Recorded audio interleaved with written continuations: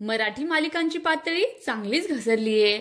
मालिकांमध्ये असं काही दाखवलं जातं ज्यामुळे प्रेक्षक चांगलेच भडकतात। अशीच वेळ आलीये जी मराठीची प्रसिद्ध मालिका 7व्या मुलीची 7वी मुलगीवर।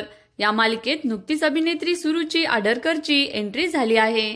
सुरुची आडरकर एका इच्छाधारी नागिनची भूमिका साकारते। तिचे फोटो सुद्धा सगळीकडे व्हायरल झाले होते। पण आता ती मालिकेत आल्यानंतर प्रेक्षक सोशल मीडियावर या मालिकेला तुफान ट्रोल करताय। ही असली कसली मालिका आहे? ही काय गोष्ट आहे? याला काही मॅजिक लॉजिक आहे का? सुरुची कसली ऍक्टिंग करते, एकदम फालतू, अशा लोकांच्या कमेंट्स येत आहेत।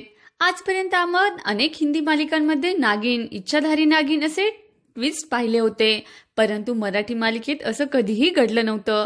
पण 7व्या मुलीची 7वी मुलगी मालिकेने हे सुद्धा दाखवलंय, त्यामुळे प्रेक्षक चांगलेच भडकलेत। सुरुची आडरकर ही प्रसिद्ध अभिनेत्री आहे।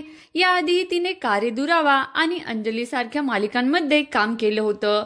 तिची ही भूमिका प्रेक्षकांना आवडेल असं वाटलं होतं, पण उलटच होतंय।